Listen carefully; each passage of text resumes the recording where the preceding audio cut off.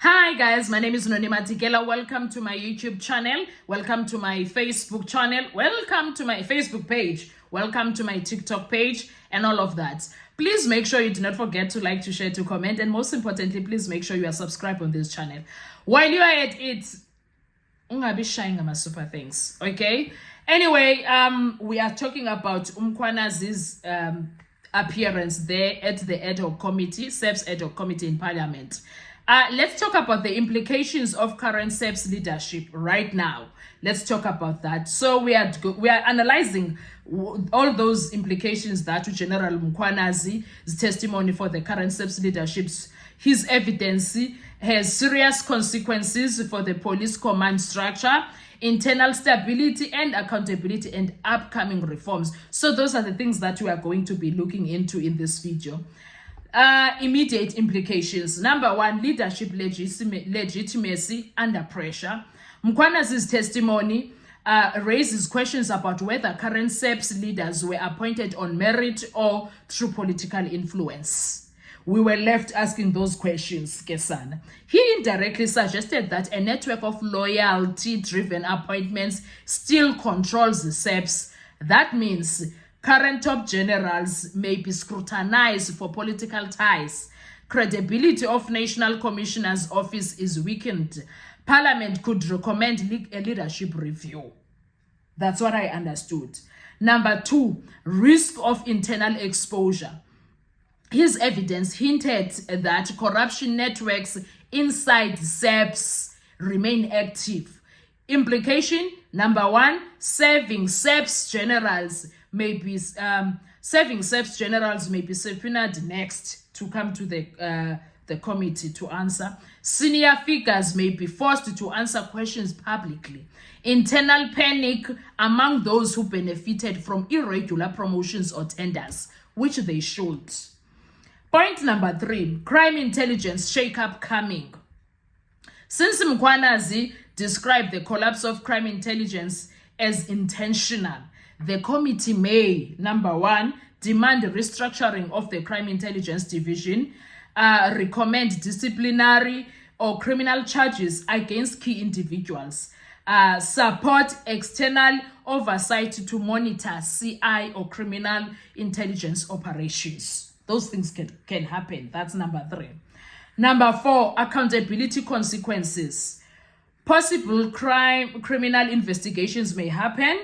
He named procurement corruption, abuse of secret service fund, political interference. This may trigger one of these things. SIU investigations, NPA-led task team on high-level SEPS corruption, lifestyle audits for generals, because there's a lot of them that need to be checked out. Lifestyle audits. Number five, suspension risk for certain executives.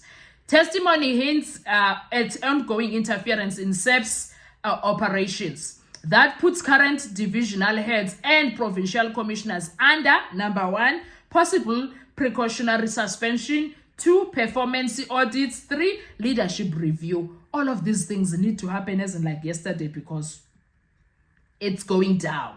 Okay? Number six, structural and policy implications. Reduced ministerial power over SEPS.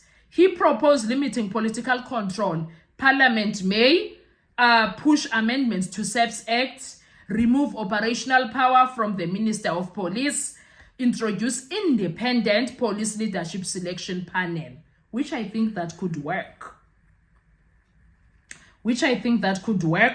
And then number seven, return of merit-based promotions. He spoke about committee pressure may force. Okay, this is what I think the committee would do. Invalidation of manipulated promotions, reintroduction of competency assessment, review of acting appointments.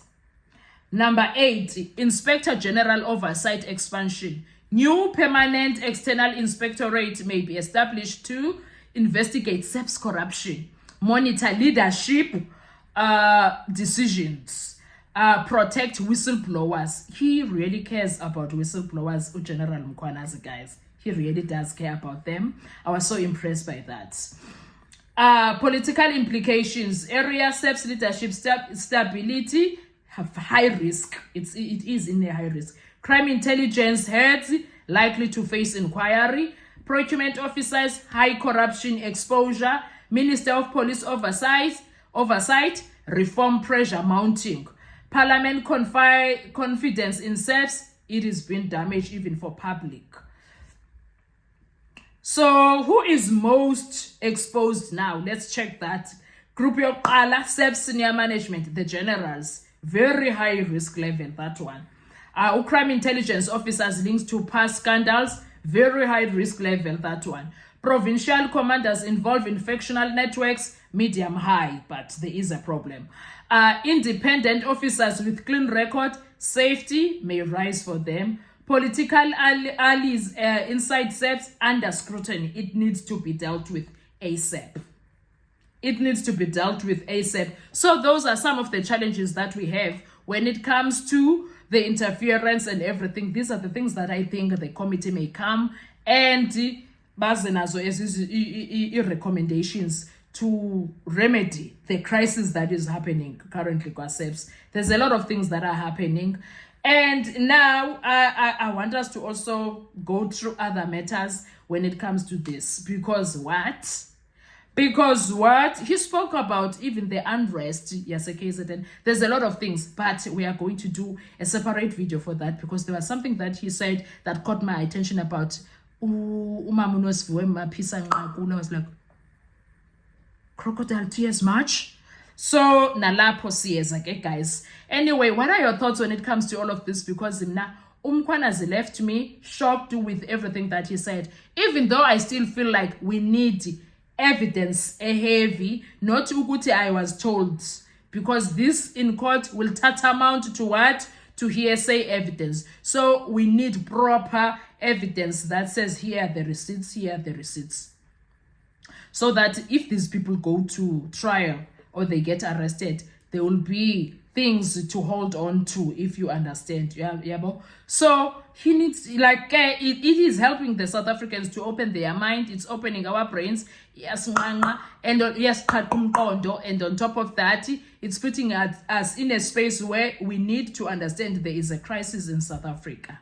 Do you understand? So kuningi nje guys, I want to hear your views. Do you believe in the inquiries that are happening, the commission and the committee? What are your thoughts when it comes to that? When it comes to Mkhwanazi also, what are your thoughts? I think he's a brilliant man. Bravery is his thing. No one can match him at this point. Maybe he reminds us of the late Chris Hani, perhaps. I think so. I think he reminds us of the late Chris Hani, but it is what it is. I'll see you on our next video. Please make sure you like, you share, you comment, you subscribe. Thank you so much. Enjoy your day. Bye-bye.